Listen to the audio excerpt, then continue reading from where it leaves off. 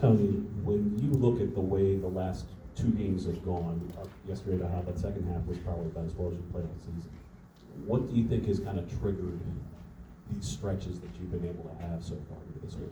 Yeah, I think for one, when you win 12 games in a row, like Woody just mentioned, it's I say it all the time, winning is contagious, but losing is around the corner. And obviously having to go on the road to Richmond against a very, very good VCU team, a tournament team, I knew we were going to have to play as flawless as possible to come out of that game with a W. And, you end up losing that game. Things get a little weird, then go to Duquesne and you're just not feeling as confident as you felt. I just wanted to remind these guys who they were, one of the better teams defensively in the country. And we were going to have our opportunity to kind of get our flow state back, and having the presence of our fans, being comfortable with being down the road and playing in an arena that feels sort of like a home arena. That's why these guys are playing confidently. I'm not that smart, but somehow, some way, our offense is clicking at the right time, and I'm happy about it. I knocked on wood because we've got 40 more minutes tomorrow in about 18 hours. But again, this is a tremendous game, and from a defensive standpoint, man, that's who we are, and we set the tone. I think we held them to 33% from the field. Against a team like that, that's phenomenal.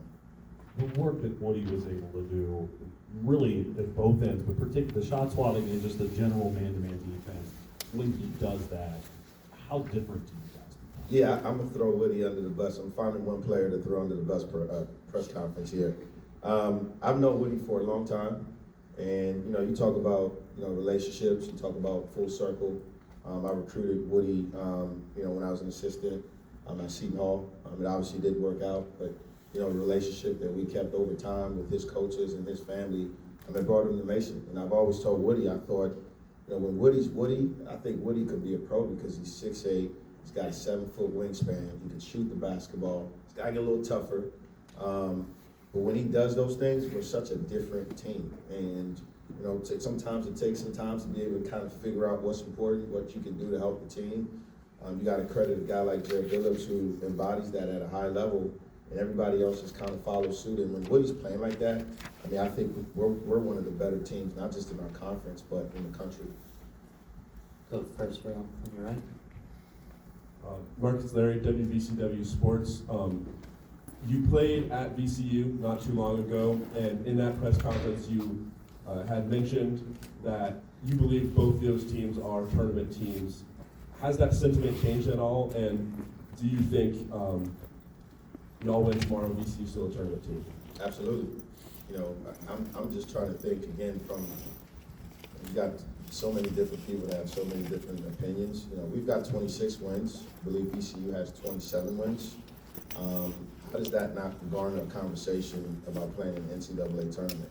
Two teams that are, the best two teams in their league. The metrics say it. I don't understand why we're not in that conversation. I think VCU is a damn good team. That's why we're co-champions. Again, I'm not sure exactly what the outcome will be, but I do think that this is a multi-bid league in our conference, and two teams have displayed that for, pretty much the whole season. And so, just have to kind of figure it out on Sunday. Hopefully, one team's figuring it out a little bit better than the other. Go to Dave in the back. Tony, 26 assists today on 26 made baskets. That's something you hope for in practice, let alone an A-10 semifinal game. What was cooking for you guys off that? I appreciate you giving us 6 extra assists, but I think it was 20. Early on, again, I hate looking at the turnover box because it's like there's sequences where you're like, okay, we're going to take care of the ball tonight. And then, it's like 4 turnovers in a row. I thought we had a chance. We're up 14, maybe 16, and, we're making tough shots. Then you're like, okay, we can open this thing up. But in the back of my mind, I knew St. Joe's is not the team you're going to be able to open anything up against, and we didn't exactly help ourselves. But again, defense travels. We seem to do it every single day. Been able to do it without any injury, and we're able to do it at home. So all those things, man, it's a domino of a big reason why we're where we are right now. So. And to follow up, VCU on tap tomorrow. Lessons learned from the game you guys played down there last month. Poise. And I think we got to play with poise. And I thought we played a pretty good 20 minutes. And we knew that they were going to turn up. You know, it's their home floor. It's one of the better home floors in the country. Shout out to Dayton for, you know, that W that got us the title. You know, but now it's a neutral floor. And I've been saying it for, you know, the 2 years I've been here. I think both programs deserve to see each other twice a year. And if this is as close as it's going to get, I'll take it. That's a phenomenal team that's proven that they should be in the NCAA tournament. It's going to be a really good college basketball game. Second row. Hey, middle. Coach, you brought up the turnovers. It seemed like late. Thanks, Marcus. I know, but it seemed like late. They were able to push your guards where they wanted you to be in those trap points. Yeah. With such a quick turnaround, how do you kind of address that with them? You know what? I said it to my staff. You watch your team in those situations. You put a bunch of different press breakers in there. One team wants it more, and you end up fumbling the basketball. And every time I watch us, I'm trying to figure certain things out that can help us. And then I watch other college basketball games, and you see the exact same thing happening. And so, you know, these guys just got to be a little bit tougher with the basketball. You know, we've got some guards that, again, you know, it's a phenomenal job that most of these guys have done, but nobody on our roster, you know, was a natural point guard. You know, we turned Braden into one. You know, he never played the point. And obviously, KD's been successful on his journey, but played a lot, probably 90% of his Auburn basketball off the ball with pros. And then you throw Justin Begg in there, you know, he's a freshman. He's not supposed to have the answers. And so we're going to continue to do it by committee. I just think we just got to be a little bit more, you know, our antennas need to be up a little bit more. We're catching the ball a little bit too deep in those corners where, you know, it's no man's land. And we just got to be better. We got to watch the tape. But some of it, too, is not overthinking things. These kids are, at the end of the day, it's part of it. And as far as your three-point shooting early, Darius Maddox hits a couple. Zach hits the one that's wide open from the corner. How does that open up the floor for Jalen and for you guys to actually have gaps to drive through? Yeah, I mean, I said it before this tournament. If you can get your two all-conference guys clicking, which, you know, they kind of yin-yang off each other. One guy has a good game, the other has a subpar game. You know, so far, both guys are showing why they're all-conference and combined for 41 points, and obviously early on got us off to a great start. Beautiful thing about basketball, you see that thing go in early on in the game, and you feel pretty good. You know, your flow state and your mojo is right in the right place, and you know, Darius Maddox, Zach Anderson, if you leave Zach Anderson open, I mean, when his feet are set, he's going to make it. He just hasn't had enough of those opportunities, and you know, I'm staying true to just, you know, keeping the confidence going with these guys. That's why he's still in the starting lineup, because I know he's going to give us something. He's done it. Woody's done it. And it opens up the floor. I mean, we know what Jelly can give us. We all know that. He's the biggest mismatch in our league. You can't guard him one-on-one. You have to double him. And anytime he's got his antennas up and he's spraying it, you know, good things happen. Coda Zach standing up on your left. Zach Joaquin, Richmond Times-Dispatch. Coach, VCU George Mason in the conference final recalls some CAA memories. For a lot of people, does it do the same for you? 1,000%. 1,000%. It's you know, sometimes you got to speak things into existence, and you know, I knew early on, you know, according to the experts, you know, obviously VCU was where they needed to be, and I knew we had some work to do, but I also knew we had a chance to be pretty good just because of the talent we were able to put together. It's a major reason, you know, I was dumb enough to get, you know, scheduled a Duke and Marquette game. And we had to learn some hard lessons along the way, but nevertheless, we were able to kind of figure it out. And, you know, I'm just happy to be in this position. You know, VCU is a damn good program, and I'm excited. Go in the middle.